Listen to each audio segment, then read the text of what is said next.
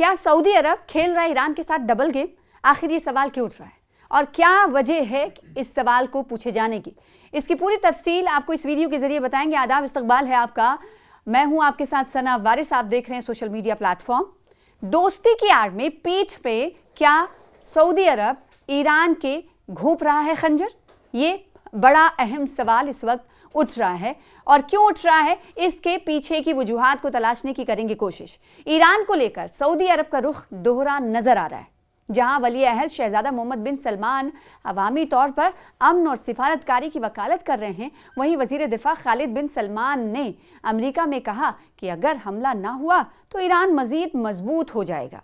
इससे सऊदी अरब की हिकमत अमली और इरादों पर सवालात उठने लगे हैं। दो एग्जाम्पल यहाँ पर पेश करने ज़रूरी हैं। एक तो अभी जो हमने कहा कि अगर हमला ना हुआ ईरान पर तो ईरान मजबूत हो जाएगा, और दूसरी तरफ सऊदी अरब की तरफ से कहा गया कि अमेरिका अगर हमला करता है तो वो हवाई स्पेस को इस्तेमाल करने नहीं देगा। तो ऐसे में डबल स्टैंडर्ड दिखाई दे रहे हैं सऊदी अरब के, और इसीलिए सवाल उठ रहा है कि क्या पीठ में खंजर ईरान के सऊदी अरब तो नहीं घोंप रहा है? मशरिक़ वस्ता में ईरान को लेकर कशीदगी जैसे जैसे बढ़ रही है, वैसे वैसे सऊदी अरब का रोल सवालों के घेरे में आ रहा है।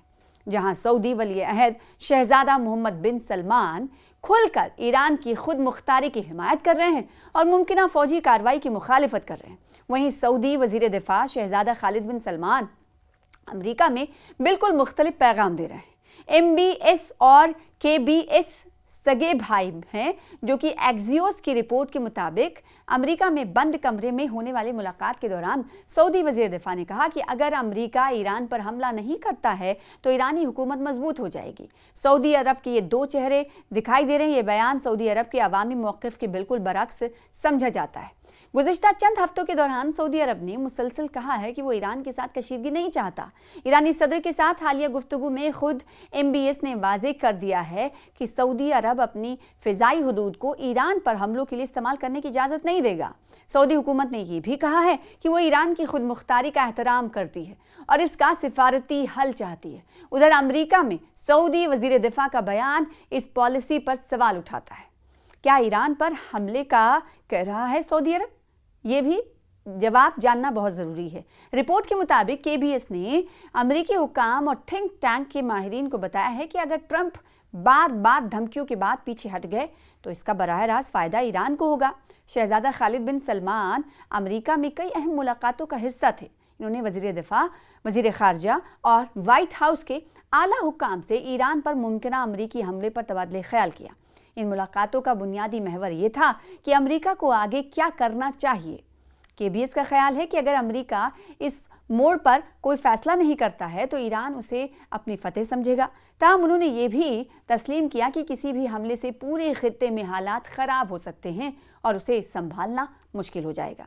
तो क्या सऊदी अरब ने अपना मौक़िफ़ बदला है? और अगर बदला है, क्योंकि दो एग्जाम्पल्स के ज़रिए ऐसा ही नज़र आ रहा है कि सऊदी अरब ने अपना मौक़िफ़ बदला है, अब सवाल ही उठ रहा है कि आखिर क्यों बदला है। माहिरीन का ख्याल है कि सऊदी अरब की हिकमत अमली मजबूरी से भी जुड़ी हो सकती है।